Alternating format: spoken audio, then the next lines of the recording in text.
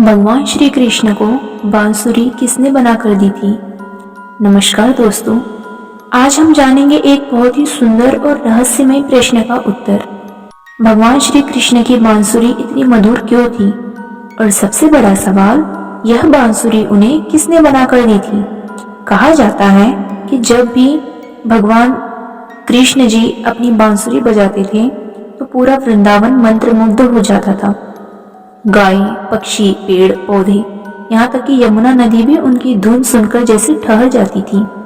लेकिन क्या आप जानते हैं श्री कृष्ण जी की पहली बांसुरी किसने बनाई थी।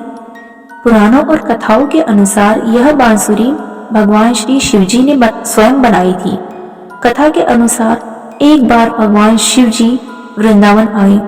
उन्होंने देखा कि बाल रूप में कृष्ण जी लीला कर रहे हैं। शिव जी जानते थे कि कृष्ण कोई साधारण बालक नहीं बल्कि स्वयं भगवान विष्णु जी के अवतार हैं। शिव जी के मन में एक विचार आया।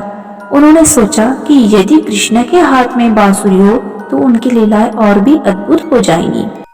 तब भगवान शिव जंगल में गए और एक सुंदर बांस का टुकड़ा चुना। उन्होंने अपनी दिव्य शक्ति से उस बांस को तराश कर एक सुंदर बांसुरी बनाई। फिर शिव जी ने वह बांसुरी भगवान श्री कृष्ण जी को भेंट कर दी।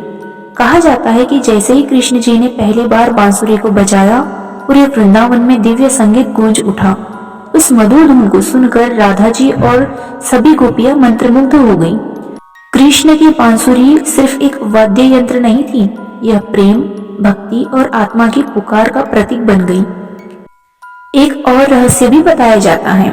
कृष्ण की बांसुरी के अंदर कोई गांठ नहीं थी। इसका अर्थ यह है कि जिस प्रकार बांसुरी अंदर से खाली होती है, वैसे ही मनुष्य को भी अपने अहंकार और बुराइयों को छोड़कर भगवान के लिए अपने मन को खाली करना चाहिए। जब मन पूरी तरह से निर्मल हो जाता है, तब भगवान स्वयं हमारे जीवन में मधुर संगीत भर देते हैं। इसी कारण भगवान श्री कृष्ण को मुरलीधर और बंसीधर भी कहा जाता है। दोस्तों, भगवान कृष्ण की बांसुरी हमें यह सिखाती है कि यदि हम अपने मन को शुद्ध रखें और भगवान को समर्पित करें तो हमारा जीवन भी मधुर और सुखमय बन जाता है।